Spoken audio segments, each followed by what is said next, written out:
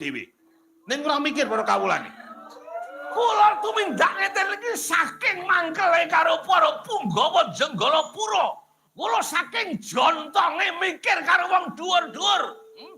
Napa sampeyan mboten mikir anane banjir, anane prahara, alas kayu gede-gede digunduli karo Punggawa-punggawa Jenggala. Niku digaglak karo wong Jenggala. Kula sing ora trima. Kula mbelani kawula. Kuwi kalbu kowe sing ngresiki alas. Sing mbabati alas ya kowe. Sing adol bumi ya kowe. Lho kok saiki makin nyalahke para kawula. Anane dadi banjir bandang, akeh para pangorbanan. Kuwi merga saka trekahmu. Nggonmu ora mikir marang para kawula Jenggalapura. Yen kowe mikir para kawula Jenggalapura, mesti bakal mulya kepenak uripe. Sing bodho niku kula napa sampean? Lho. Ayo saiki negare kayu nggunduli gunung supaya gunung niku ajur dadi datar kena dienggo gawe omah para kawula sing jembar ora mung padha ngontrak nyewa mesake utek kula niku utek pimpinan ngerti mboten? Ayo kowe negori wit-witan ben supaya datar supaya apik ning nyatane ora mbok nguripi para kawula sing padha sengsaya uripe. Saiki kasunyatane sawangen omahing para kawula kae isih gedhek tembelan, isih ana sing omahe doyong durung bisa jejeg.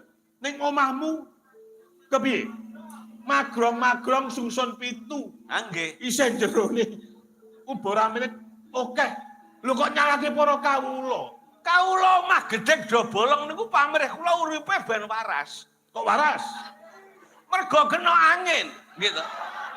Nek omahe kerabeten, awak kurang kena angin, kurang kena soroting srengenge, wong niku do gering, wong niku do ora waras. Kula kepengin kawula niku waras.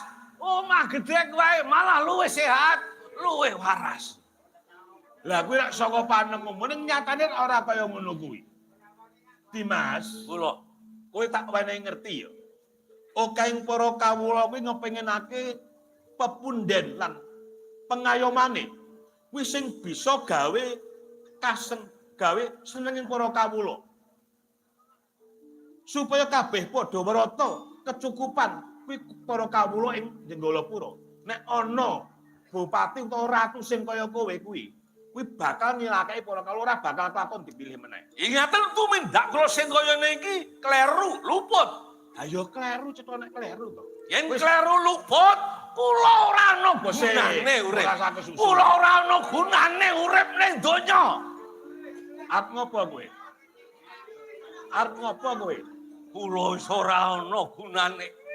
Kula dadi adipati sing ora iso ngayomi kawula. Ora iso gawe omah apike para kawula. Kula gawe sing saraning kawula. Saiki takono wong sakmene kae, kawula ing Jenggalapura. Kowe iki wong apik apa wong elek? Ben disekseni.